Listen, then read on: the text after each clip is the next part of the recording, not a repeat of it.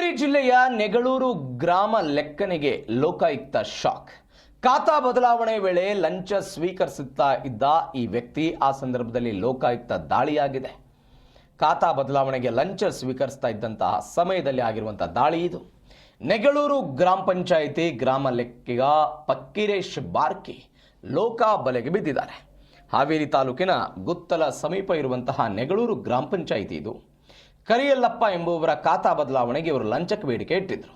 ಪಿತ್ರಾರ್ಜಿತ ಆಸ್ತಿಯನ್ನು ವರ್ಗಾವಣೆ ಮಾಡೋದಕ್ಕೆ ಇವರು ಲಂಚಕ್ಕೆ ಬೇಡಿಕೆ ಇಟ್ಟಿದ್ರು. 63,000 ರೂಪಾಯಿ ಬೇಡಿಕೆ ಇಟ್ಟು ಈ ಕೆಲಸವನ್ನು ಮಾಡಿಕೊಳ್ಳೋದಕ್ಕೆ ಫಕ್ಕೀರೇಶ್ ಬಾರ್ಕಿ ಅವರು ಮುಂದಾಗಿದ್ದರಂತೆ. ಇದರ ಭಾಗವಾಗಿ ಈಗಾಗಲೇ 30,000 ಹಣವನ್ನು ಈ ವಿಲೇಜ್ ಅಕೌಂಟೆಂಟ್ ಫಕ್ಕೀರೇಶ್ ಪಡೆದುಕೊಂಡಿದ್ರು. ಹಣ ಪಡೆದ ಬಳಿಕವೂ ಕೂಡ ಕೆಲಸವನ್ನು ಪೂರ್ಣಗೊಳಿಸದೆ ನಿರ್ಲಕ್ಷ್ಯ ತೋರ್ತಾ ಇದ್ರು. ಪುನಃ 30,000 ರೂಪಾಯಿ ಹಣಕ್ಕಾಗಿ ಅವರು ವಿಲೇಜ್ ಅಕೌಂಟೆಂಟ್ ಫಕ್ಕೀರೇಶ್ ಬೇಡಿಕೆ ಇಟ್ಟಿದ್ರು. ಅದರಂತೆ ಇವತ್ತು 8,500 ರೂಪಾಯಿ ಹಣವನ್ನು ಸ್ವೀಕಾರ ಮಾಡುವಾಗ ಲೋಕಾಯುಕ್ತ ದಾಳಿಯಾಗಿದೆ.